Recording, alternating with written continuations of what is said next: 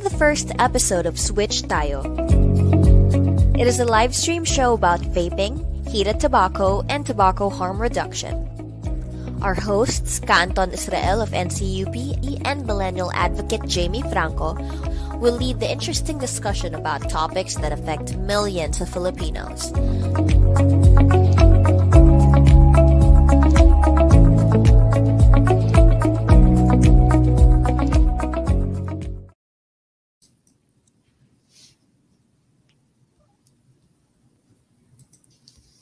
Kapuluang Pilipinas, magandang gabi. Ngayon ay Hulyo 30, 2021 at welcome sa premiere episode ng Switch Tayo, ang natatanging programa tungkol sa tobacco harm reduction dito sa Pilipinas. At siyempre, ang aking kasama, wala iba kundi si Binibining Jamie Franco. Magandang gabi sa iyo, Jamie.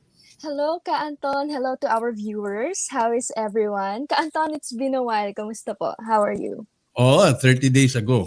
So ito gagawin na natin ito every 30 days, no? Right. At syempre ito ang ating first episode dahil yung ating naging episode last month, warm up lang yun. Pampagana lang yun.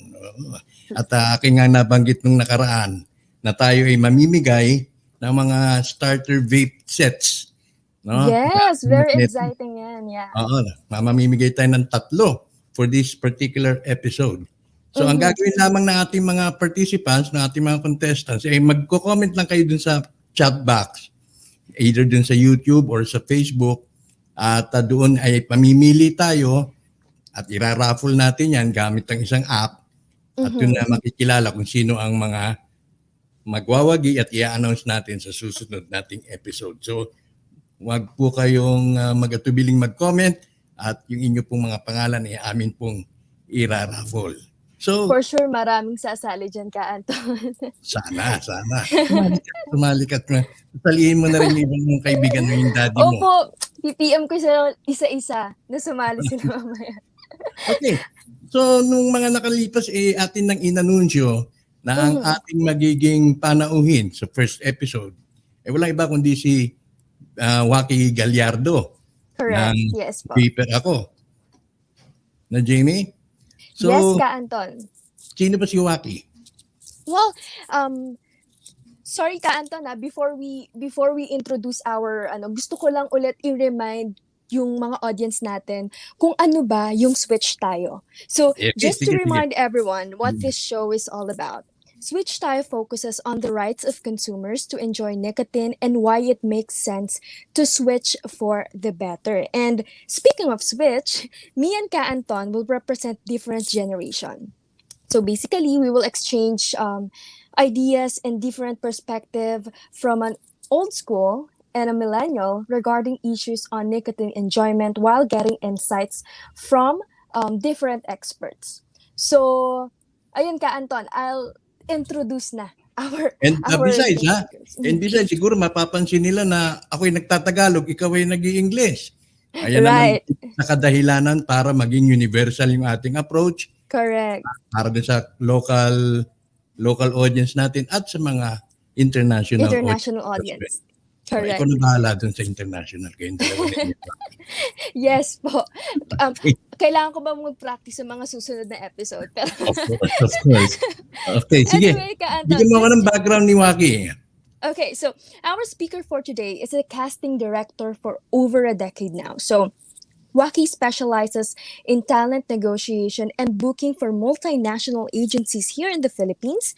He is passionate about vaping, having experienced quitting smoking several times without success since he was a teenager. Okay, so atin ang patuloyin si Ginoong Joaqui Gallardo. Siya rin po ang tagapagsalita or spokesperson ng Yes. Magandang gabi sa iyo and welcome sa Switch Tayo, Joaqui. Hi, Joaqui. Hi, everyone. Hi, Ka-Anton. Hi, Jamie. Yes. Kamusta ka ngayong pandemic, Joaqui? How are you? Ito naman. Hindi ako masyadong lumalabas. Kayo, kamusta kayo? Okay naman din. Lalo na ako, hindi rin ako lumalabas. Yes, stay safe at home. Mahirap na magkasakit. Okay. So, Waki, ikaw ang tagapagsalita ng Vaper ako. Baka bago tayo dumako dun sa ating interview, mabigyan mo kami ng paunang salita, mga paunang pahayag. Okay, so ako po si Joaqui Gallardo and ako po ang spokesperson ng Vaper ako, grupo ng mga consumers sa Pilipinas na nagsusulong para bigyan kaalaman ang mga naninigarilyo tungkol sa mas mababang panganib na produkto ng nikotina. Layunin, ano po yun? Sige, tuloy lang. Okay po. Layunin po namin na maimpormahan at mabigyan ng kaalaman ang publiko, lalo na ang mga naninigarilyo sa scientific na pag-aaral kaugnay sa mas mababang panganib ng vaping kumpara sa cigarette smoking at kung paano matutulungan ng tobacco smoker na lumipat sa mas bawas panganib na pamamaraan na vaping na may mas maliit na amount ng nikotina. Very well. Anyway, Joaqui, when was Vaper Ako established? Our group was formed in 2019 and our members are Filipinos who are 21 and above. Right, but can you tell us more about the composition of Vaper Ako and what it advocates for? People who joined the group, including myself, were able to successfully quit smoking combustible cigarettes and switch to a significantly less harmful way of enjoying nicotine, which in our case is vaping. We aim to educate the general public, particularly smokers, about scientifically established information on the significantly reduced harm of vaping compared to smoking and how vaping can help smokers switch to a less harmful way of enjoying nicotine. Our group would like to serve as one of the voices of vapers in the Philippines by advocating for the rights and interests of all vapers. Right. This is in line with our group's vision to be a united vaping community. As the spokesperson of Vaper ako, I make sure we are seen and heard by the government and policymakers by engaging with the media. Through our trusted media contacts, we get to share the latest news and developments about vaping and tobacco harm reduction. The media also helps us to be heard. So I help engage with media contacts. We also work to ensure that realistic and reasonable regulatory framework for e-cigarettes and other less harmful alternatives to cigarettes are adopted in the Philippines. Well, siguro, Waki, bilang isang tagapagsalita, ikaw ay mismong smoker at pumihit ka ng vaping. Tama ba ako doon? Opo, nag-vape po. 9 years na po ako nag-decide lumipat nung 9 years ako nagsusmoke saka bago ako nag-decide switch to vaping. Actually. Interesting. Well, 9 years is a really long time, and it would take a lot of self-discipline and strong mindset to stop the things you've been doing for so many years, right? So, can you tell us, Joaqui, what made you quit? Definitely my health. Kasi my throat was always irritated and I always had sore throats. And I didn't like the lingering taste in my mouth.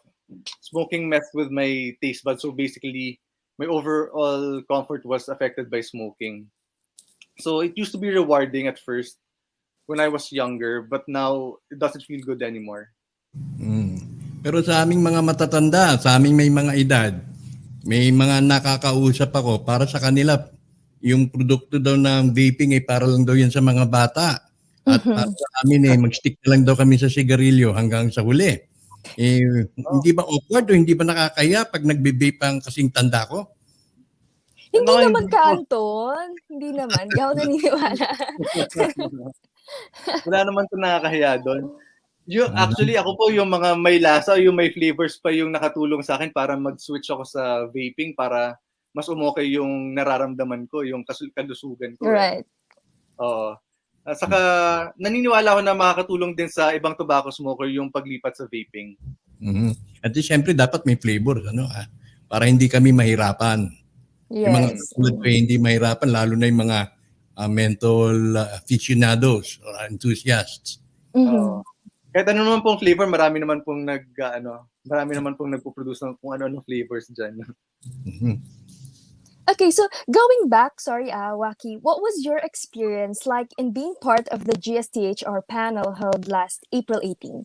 For everybody's information, the event Waki attended was part of the launch of the Global State of Tobacco Harm Reduction's latest briefing, which is Tobacco Harm Reduction, a burning issue for Asia and the Far East. So it was a live debate and Q&A based on the latest briefing from the GSTHR project, which examines challenges and opportunities facing harm reduction work in the region. So, Waki, what was your experience being part of the panel? Oh, it was an amazing experience. I got to discuss THR with advocates from other countries in the Asia Pacific region. It also feels amazing to know I have advanced vapor across cause by being part of the panel.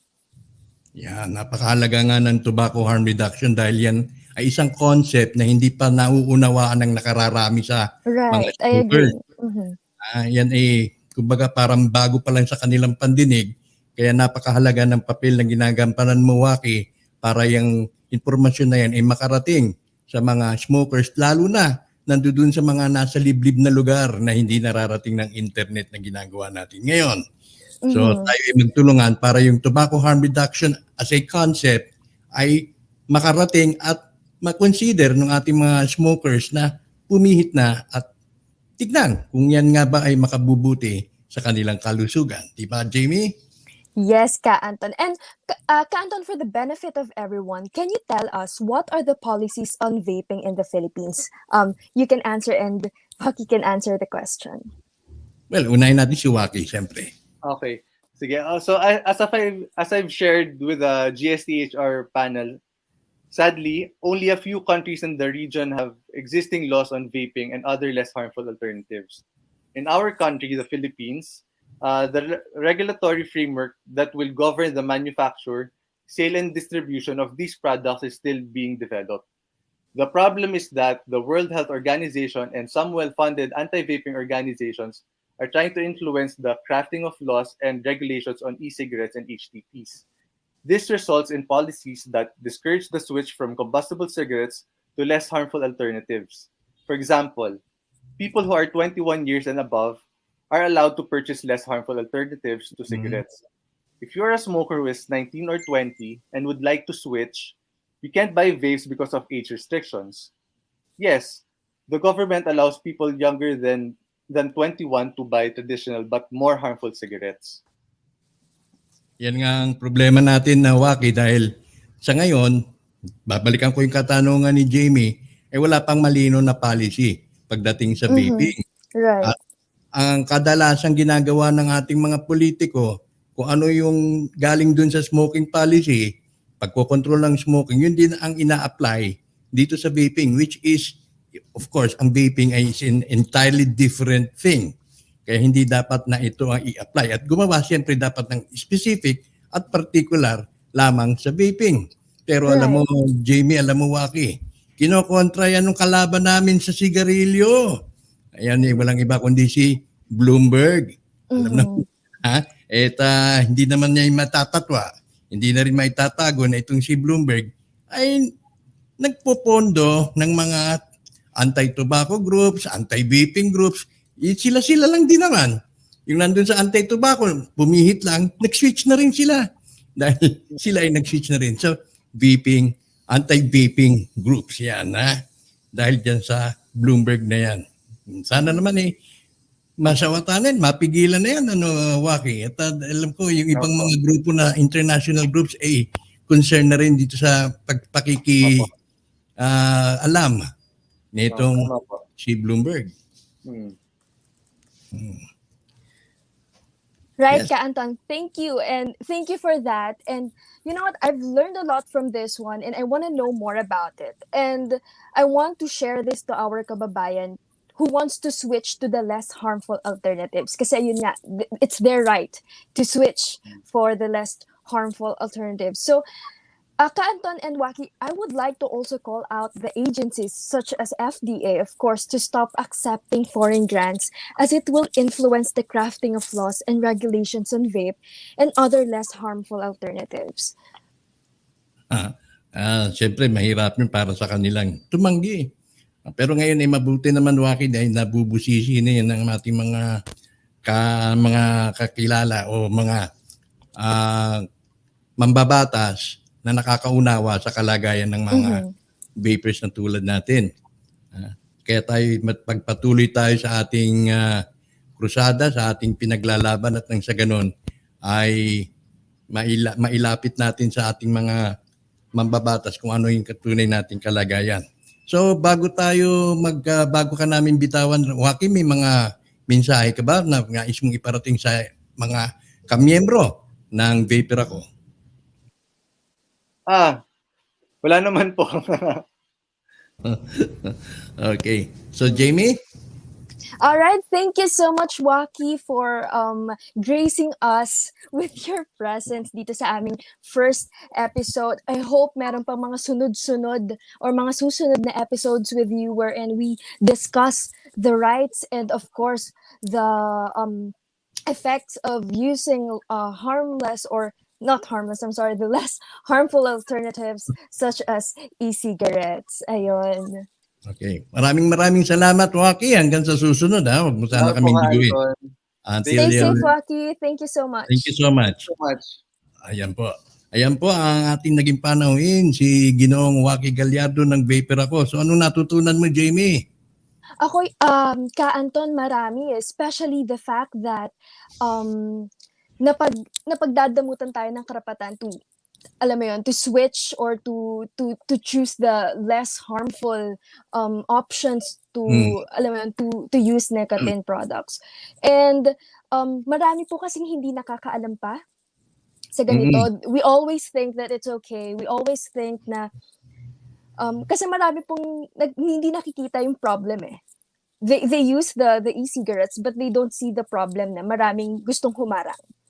So, I guess this is an eye-opener for all of us. Of course, yung ating mga pinaglalaban, ating mga kaagapay, gaya ng Vaper Ako at ng PCIA, yung ating effort ay naihahatid natin doon sa mga mambabatas at may mga nakakausap na rin dahil kinatawag tayo para sa mga public consultation, particular sa PCIA. At nais ko i-congratulate ang samahan ng Vaper Ako, ng PCIA dahil pumasa yung mga panukalang batas sa mababang kapulungan, gaya na lamang na itong makikita natin sa Facebook page ng PCIA na yung House Bill number 9007 at yung SB or Senate Bill 2239 ay lumalakad na. Dapat nga tumakbo ito pero lumalakad na para sa harmonization dahil nga kailangan yung version dun sa mababang kapulungan at yung version sa mataas na kapulungan ay mapagsanib, no? At hanggang sa ngayon ay ito yung ating pinakaabangan na sana ay maipasa na ito ng walang adla. Looking forward for that, Ka-Anton. I think mag-start yata siya ng August or September. Still not sure, pero malapit na. Malalaman na natin kung mananalo ba tayo sa hoping. May mahadlang may mga humahadlang pa rin dyan sa Senado. At sana naman papatuloy na nila at papasahin na nila at sa ganun mabawasan na rin yung load nila. Tayo nasa gitna ng ganitong matinding problema. Kaya kung tungkol lamang dito sa vaping, sana palusutin na nila ito nang wala na masyadong deliberasyon pa. At malapit na po ang eleksyon, hindi na nila maaayos yan. So sana matapos na natin as soon as possible. Okay. Sige. So yan maraming salamat sa ating naging panauhin at marami ka ring natutunan ngayong gabi. Anton. And with that, sa second episode ng ating switch tayo, wag po ninyong kakaligtaan. Dahil doon po, dahil i-announce natin kung sino yung mga magwawagi ng mga starter kits na kaloob ng switch tayo program. So don't forget to comment ha sa video na to, and maybe much better to share it with your friends kasi baka manalo din sila, di ba, ng ating pa-promo. So yeah, Yeah. thank you guys so much for Okay. watching this, and don't forget to comment down below. Alright. So yan po. Maraming salamat, Jamie, hanggang sa susunod na buwan. Salamat din, Thank you. Anton. See you next month for our second episode. Okay. So yan po naging kabuuan ng aming premiere episode. Kauna-unang episode ng Switch Tayo na may masamahan po ninyo kami sa susunod na buwan, August 30, para sa panibago at sa second episode na kapupulutan po talaga ng mga impormasyon tungo sa tobacco harm reduction. Muli, ito ang inyong lingkod, Anton Israel. Nag-iwan sa lahat.